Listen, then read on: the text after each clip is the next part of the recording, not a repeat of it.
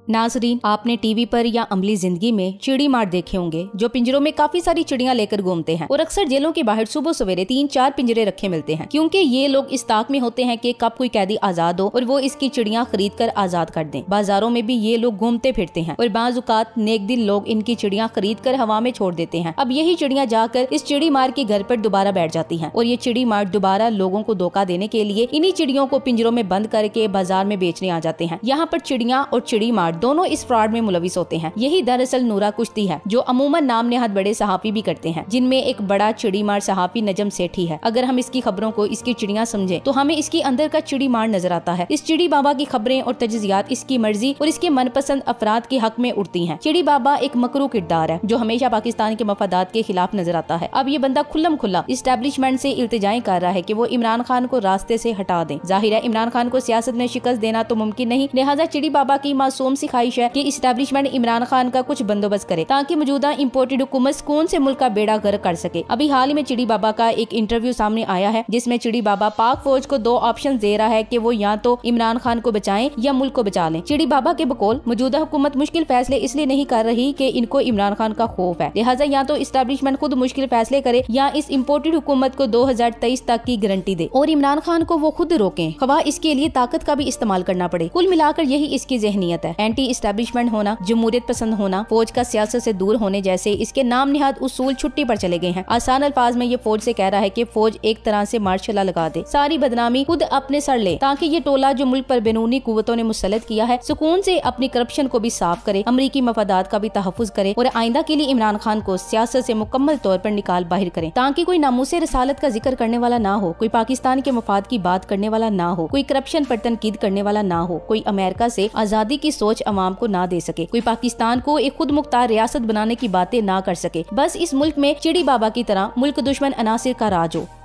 और कोशिश भी की जा रही है कि फौज के अंदर डिवीजन क्रिएट की जाए। सो 2 बातें, ये कभी पहले नहीं हुआ कि किसी ने सियासतदान ने कोशिश की हो कि फौज को डिवाइड किया जाए। एक दूसरा ये है कि आर्मी चीफ को अटैक किया जाए। दोनों बातें साथ साथ हो रही हैं और ये इमरान खान साहब कर रहे हैं, आज तक कभी हुआ नहीं।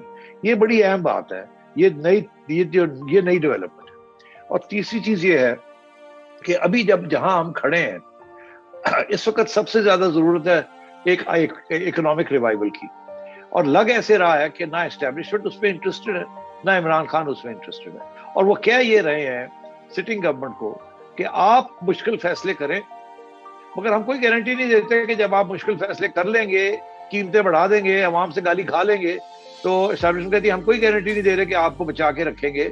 ये तो नहीं क्योंकि हम इलेक्शन ना कॉल कर ले, बिकॉज देखिए एस्टेब्लिशमेंट के पास पावर है ना। यही लोग फैसला करें कि अवाम को कैसे भेड़ बकरियों की तरह रखना है। वीडियो की तफसील में जाने से कबल मेरी तमाम नए देखने वालों से गुजारिश है कि मेरे इस चैनल को जरूर सब्सक्राइब करें ताकि मेरी हर नई आने वाली वीडियो आप तक पहुंच सके। चिड़ी बाबा से मैं एहतराम से कहना चाहती हूँ कि सरकार आपकी टांगे कब्र में है, लेकिन लफाफा सहाफत नहीं छोड़ेंगे। शर्म तुमको मगर नहीं आती। जहन में रहे कि नजम सेठी अपनी मर्जी का बयानिया बोल रहे हैं, पब्लिक राय इमरान खान के हक में है। सोचिए कि कितना बेवकूफ बना रहे ये कह के कि इमरान ने इलेक्शन मांग रहा। ओ भाई, ये भी बताते कि तमाम साबका ओपोजिशन जो अब इकट्ठे होके हुकूमत में है कह रहे थे यक जुबान इलेक्शन कराओ, असेंबली जाली, हुकूमत सिलेक्टेड। अब जब हुकूमत में आए तो याद आया कि ना ही असेंबली जाली है और ना ही जल्द इलेक्शन की जरूरत है। मुझे नहीं मालूम कि ये इमरान खान की हुकूमत को किस बुनियाद पर मौजूदा टोले से बुरी हुकूमत कह रहा है, किस बुनियाद पर कहता है कि इमरान खान से हुकूमत नहीं चल रही थी, जबकि माशी इशारे पिछली हुकूमत में दुनिया के दीगर ममालिक के मुकाबले में बेहतरीन थे। इमरान खान न सिर्फ दाखिली मामलात में मुल्क को इस्तेकाम की तरफ ले जा रहा था, बल्कि खारजी सतह पर भी पाकिस्तान को एक नुमाया किरदार मिल रहा था। हमें नहीं भूल सकता कि सऊदी अरब और ईरान के दरमियान सालसी का किरदार इमरान खान ने अदा किया। अफगानिस्तान में नई हुकूमत आने के बाद इमरान खान ने सारी दुनिया में अफगान अवाम की मदद करने की दरखास्त की, अजरबैजान को सपोर्ट किया, फलस्तीनियों को सपोर्ट किया, कश्मीर का मुकदमा लड़ा, श्रीलंका और मलेशिया के साथ ताल्लुकात मजबूत किए, चीन और रूस के साथ ताल्लुकात को वुसअत दी, दाखिली मामलात में ज़राअत को तरक्की दी, इंडस्ट्री को उठाया, कई फलाही मंसूबे पेश किए, डैम्स तामीर करने का बेड़ा उठाया, यकसा निज़ाम तालीम पर काम जारी रखा, सेहत कार्ड जैसा अपनी मिसाल आप मंसूबा बनाया। इसके अलावा रूस के साथ सस्ते तेल और गंदम का मुआहिदा तय पा गया और इस पर अमल दरामद होता तो इस वक्त पाकिस्तान में महंगाई की शरह कम होती। लेकिन ये चिड़ी बाबा जैसे फ्रॉडी सहाफी थे जो बजिद थे कि इमरान खान को जरूर निकालना है, चोरों और डाकुओं को मुल्क पर मुसल्लत करना है। बाढ़ में गई जमहूरियत, बाढ़ में गए सारे उसूल, बाढ़ में गया कानून, बाढ़ में गई पाकिस्तानी अवाम। अब जब अपना मनपसंद टोला पाकिस्तान पर मुसल्लत कर चुके तो 35 पंक्चर का पासमान ऐसे बात कर रहा है जैसे आर्मी चीफ की मीटिंग में टेबल के नीचे बैठा हुआ था। इतनी इरफान इंफॉर्मेशन किस सोर्स के तहत दे सकता है। आर्मी इसका नोटिस ले कि इतने हसास मालूमात ये किससे और कहां से लेता है। अपनी तरफ से थोपी जा रहा है तो इसको लगाम देना चाहिए। दूसरी बात, ये खुल्लम खुल्ला जनरल बाजवा को सियासत में घसीट रहा है। वो इल्जामात भी लगा रहा है जो कि मरियम नवाज और इसका बाप भी पाक फौज पर नहीं लगाते, जिनकी सियासत ही पाकिस्तान की अफवाज के गिर्द घूमती है। ये जो बकवास कर रहा है ये किसी को नजर नहीं आती। और समी इब्राहिम साहब को नोटिस पे नोटिस मिल रहे हैं। इसको ये भी डर है कि खान साहब इस बेचारे का करियर तबाह करके छोड़ेंगे। भाई सेठी साहब, अब वो पुराने वक्त नहीं जब खबरें सिर्फ अखबार में पढ़ते थे। अब डिजिटल और सोशल मीडिया है जो आप लोगों की बातों का पूरी तजिया करते हैं और आपकी पुरानी बातें भी अवाम के सामने आ जाती हैं। अब वैसी अंधेर नगरी नहीं जिधर आपका जो जी में आया करते थे। अब तुम लोग अवाम की तवज्जो भटकाने की कोशिश तो कर सकते हो, मगर सारी अवाम जानती है कि पाकिस्तानी वफ्द इसराइल के दौरे भी कर रहे हैं, जहां इसराइल के सदर से इनकी मुलाकात होती है। इस्लामाबाद में अमरीकी एम्बेसी हम जन्स परस्तों के तहफ़्फ़ुज़ व हुकूक के लिए भी सरगर्म हो गई है। याद रहे, मौजूदा हुकूमत में शामिल तमाम जमातों के इत्तेहाद का सरबराह मौलाना फजलुर रहमान नामी सियासतदान है। हाल ही में फजलुर रहमान ने खिताब करते हुए नवाजो जरदारी की खूबी बताई है कि चाहे ये दोनों चोर हैं, लेकिन IMF इनको पैसे तो देता है ना। इमरान खान को तो IMF पैसे नहीं देता। अव्वल तो फजलू ने अपने जाहिल कारकुनान के सामने बोंगी मारी है नवाज जरदारी की चोरी के दिफा में। चिड़ी बाबा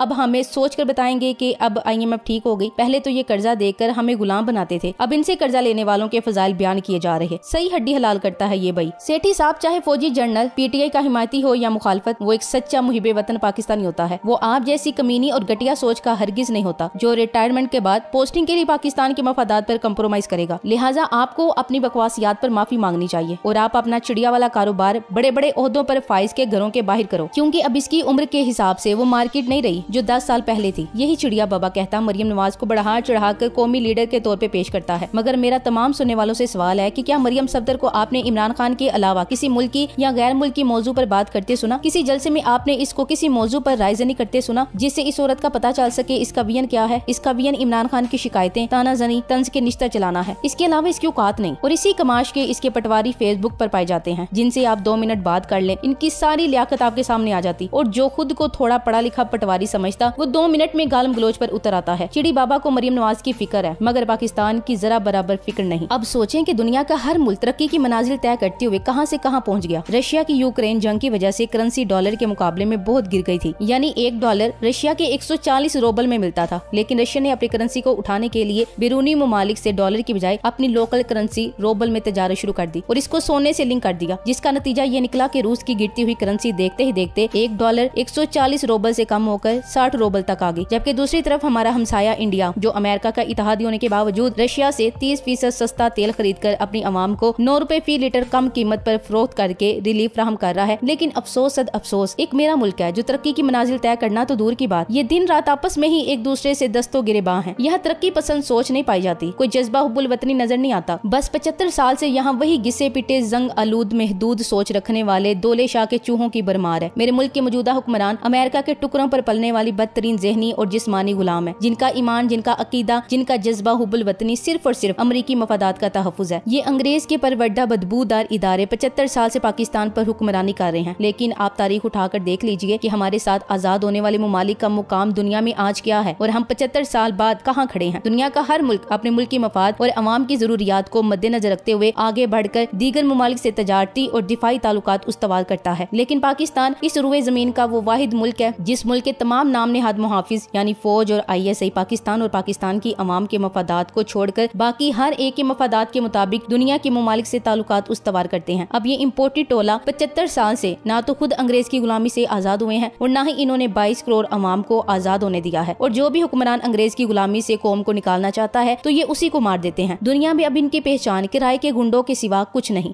thanks for watching. Allah Hafiz.